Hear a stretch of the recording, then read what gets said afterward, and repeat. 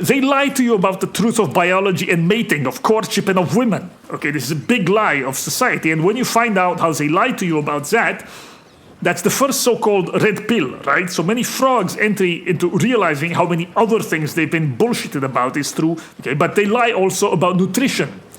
You have to find what works for you. They lie about disease. They lie about currency, the way currency economic work.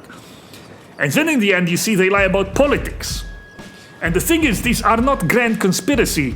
It's rather a series of modern stupidities and of lies that are transparent and recent.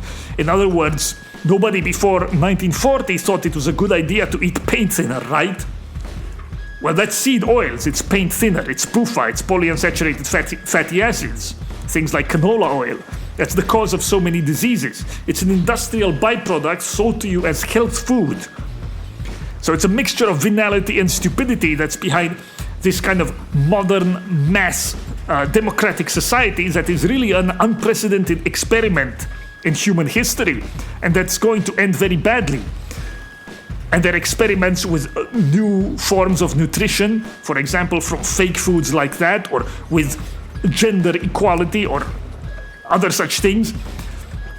All comes from these two things: venality, short-term thinking, stupidity, and it creates then this web of modern lies that industries of experts have an interest in preserving, right? But there are many such cases. It's all like that, right? The lies about currency, other things. These were all things that were universally known until recently. You can't spend more than you have. You can't eat paint thinner. Women and men are not the same. People both insane and dumb have taken helm of the greatest and most powerful societies in history that they had no hand in building.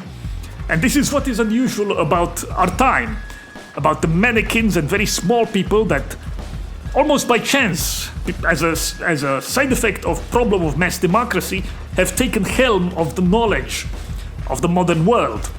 But they spread only lies, and the only way out of it is the reappearance of natural truths that were so widely known, universal among mankind until very recently. Now, so you ask any old cab driver or restaurant manager in third world, and they will have similar woman advice to Hartist, right? The things Hartist is saying is not such a secret. It's only the idiocy of modern world that has made that forbidden esoteric knowledge. It's not that it's simple things, but the natural wisdom of mankind, which is imperfectly preserved in various traditions, in some better than others, but it's being wiped out because some very dumb people took control of big society. So they push PUFA, they push dumb stories about women, they push democracy, or other forms of denaturing and weakness that then they resell to you as liberation and novelty. And I think this is path for us to victory when we return to realities of nature. And it is how we discredit them through the power of science, of HBD, human biodiversity, so-called, of satire. But in the end, this is not scientism. For me, it's not scientism that I'm trying to promote, because the final purpose, as I have set it for myself, is the recovery of glory and of the magnificence of nature. How did Greeks defeat Asia? Right? Through nudity. Is this a bit of exaggeration? But this was one of the chief differences that Greeks themselves recognized between themselves and Orientals, nudity. That Greeks were not ashamed to disrobe and work out naked, whereas Asians were. Why was this so important to the Greeks? There is much profound in this attitude, and it marks the difference ultimately between a people that undertakes confrontation with the vital force of life and nature and glorifies it, and all the others. Okay, the vast majority of mankind that obscure or lie about it in some way or other, and all the other effects from the wars of the Greeks against the barbarians. In other words, their superiority in war tactics, which if you read for example again Xenophon and Anabasis, and you will see how quickly they adapt to new circumstances.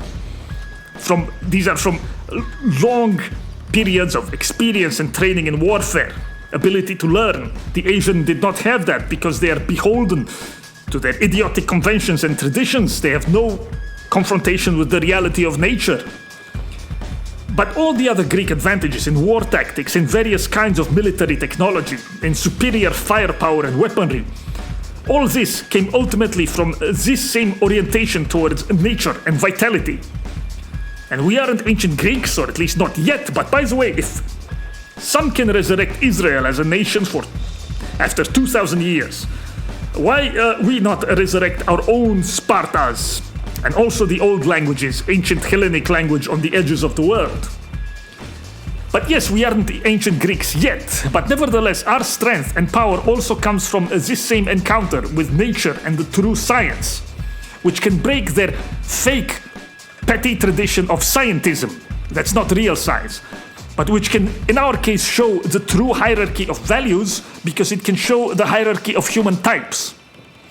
And with this hopeful reminder and encouragement to proceed down a path that has already brought us victory before, and has shown us the path to it, I say to you, until next time, bat out!